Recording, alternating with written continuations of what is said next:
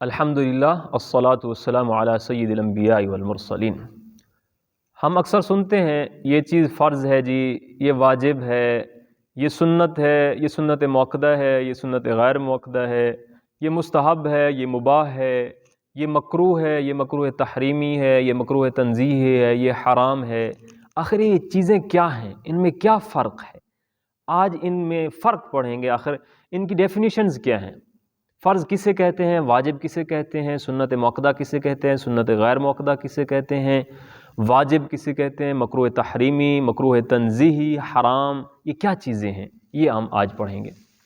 سب سے پہلے فرض اسے کہتے ہیں جو دلیل قطعی سے، یعنی قرآن کی کسی واضح آیت سے جو حکم ثابت ہو یا حدیث متواتر سے جو چیز ثابت ہو حکم، اسے کہتے ہیں فرض، اور اس کا منکر وہ کافر ہو جاتا ہے۔ واجب جو دلیل ظنی سے جو حکم ثابت ہو اس کو واجب، یعنی ظن سے، اپنے وہم و گمان سے جو چیز ثابت ہو اس کو واجب کہتے ہیں۔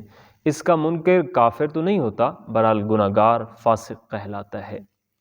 پھر آ جاتا ہے سنت ویسے کا معنی ہے طریقہ عمل، جو طریقہ کار ہو اس کو سنت کہتے ہیں۔ سنت موقدہ اسے کہتے ہیں، مؤکدہ سے سمجھ آ رہا ہے جس کی تاکید کی گئی ہو، جس کو میرے آقا علیہ الصلوۃ والسلام نے ہمیشہ کیا ہو، کبھی بغیر عذر کے ترک نہ کیا ہو، تو اسے سنت موقدہ کہتے ہیں۔ جیسے فجر کی سنتیں ہیں سنت موقدہ، ظہر کی سنت موقدہ ہیں۔ پھر آ جاتا ہے سنت غیر موقدہ۔ سنت غیر موقدہ وہ ہے جس کو کبھی کبھار حضور علیہ الصلوۃ والسلام نے بغیر عذر کے چھوڑ بھی دیا ہو۔ مستحب کیا ہے؟ مستحب یہ ہے کہ حضور علیہ الصلوۃ والسلام اور آپ کے صحابہ نے کبھی کیا ہو اور کبھی نہ کیا ہو۔ اس کا درجہ سنت غیر موقدہ سے کم ہے، یعنی سنت موقدہ غیر موقدہ تھوڑا سا مستحب سے افضل ہے۔ پھر رہ جاتا ہے مباح کا معنی ہوتا ہے کرنا نہ کرنا دونوں برابر، یعنی جائز ہے۔ حرام کیا چیز ہوتی ہے؟ حرام کی ڈیفینیشن کیا ہے؟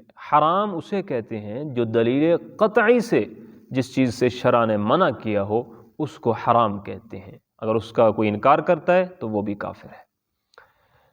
پھر آیت مکروہ کا معنی ہے ویسے ناپسندیدہ، ناپسند۔ پھر اس کی دو قسمیں ہیں، مکروہ تحریمی، مکروہ تنزیہی۔ مکروہ تحریمی اس حکم کو کہتے ہیں جو حرام کے زیادہ قریب ہو، اسے مکروہ تحریمی کہتے ہیں۔ مکروہ تنزیہی جو چیز حلال کے زیادہ قریب ہو اسے مکروہ تنزیہی کہتے ہیں۔ دعا ہے اللہ کریم ہم سب کو عمل کی توفیق عطا فرمائے۔ وما علی الا البلاغ المبین۔